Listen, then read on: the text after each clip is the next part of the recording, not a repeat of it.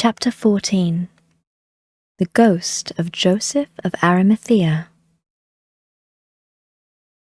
There was a stone close to Castle Carbonek which marked the place where 3 lonely forest tracks joined. It was there that King Arthur's 2 holiest knights met. Sir Galahad and Sir Bors emerged from the dark forest at the same time. They could not believe their eyes. One moment they had been riding their long and lonely track, the next they were together. "God bless you, brother," said Sir Bors. "I have not met anyone for months. All I have seen is wild forests, deserted valleys, and chilly mountain tops." The 2 spent a while telling each other about their adventures, and then Galahad said they should find a place to sleep that night. "We are near Castle Carbonek. King Pelles will give us shelter." They rode on until they reached the castle. King Pelles was so pleased to see them arrive safely. "Nacy and the hermit said that you 2 would reach this castle together." King Pelles led the 2 knights to an upstairs chamber and left them alone, closing the door behind them. The knights shivered. The room was dark, silent, and cold. But then a light appeared in a corner. It grew brighter and brighter, and the room became warmer. Then they saw a shadowy figure. It was an old man, so ancient and thin. He was carrying a silver ornament in one hand, and the Holy Grail itself in the other. "Don't be afraid," said the old man. "I am Joseph of Arimathea, who first brought Christianity to England. I am a ghost now, but I was of this earth once.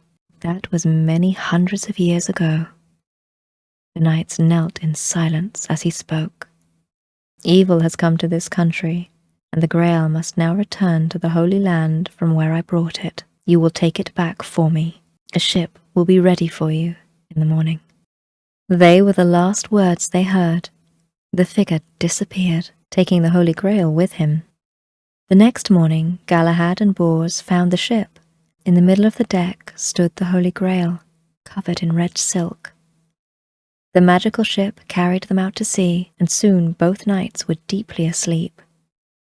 Who knows how long they slept, but when they awoke, they found themselves berthed in the harbour of the holy city of Sarras. Galahad carried the Holy Grail as they left the ship and walked towards the city. They met a crippled man at the gate, and Galahad asked him to help him carry the Grail. "I cannot, stranger," said the cripple.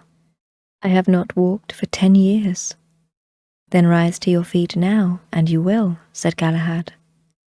The man rose slowly to his feet and found that he had been cured. "It is a miracle," he cried. When the heathen king of the city heard what had happened, he became frightened of the stranger's powers. He sent soldiers to arrest them. Sir Galahad and Sir Bors were put into a dungeon. The Holy Grail was thrown in with them. But after a year, the king fell ill. He knew he was going to die and sent for the knights. He asked for their forgiveness. Galahad blessed him, and the king died a Christian. The wise men of the city decided that only one man could succeed the king. Galahad was chosen and crowned.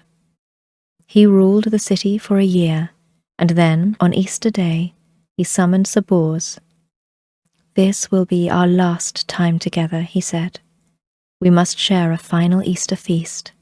They drank together, and, when they had finished, Sir Galahad lifted his hands to heaven and called out, "Lord, I thank you. My earthly quest is over." The figure of Joseph of Arimathea appeared as Galahad embraced his friend. His final words were to Sir Bors, "Send my blessing to my dear father, Sir Lancelot." Sir Bors watched as Joseph of Arimathea took Sir Galahad by the hand and led him a little distance away.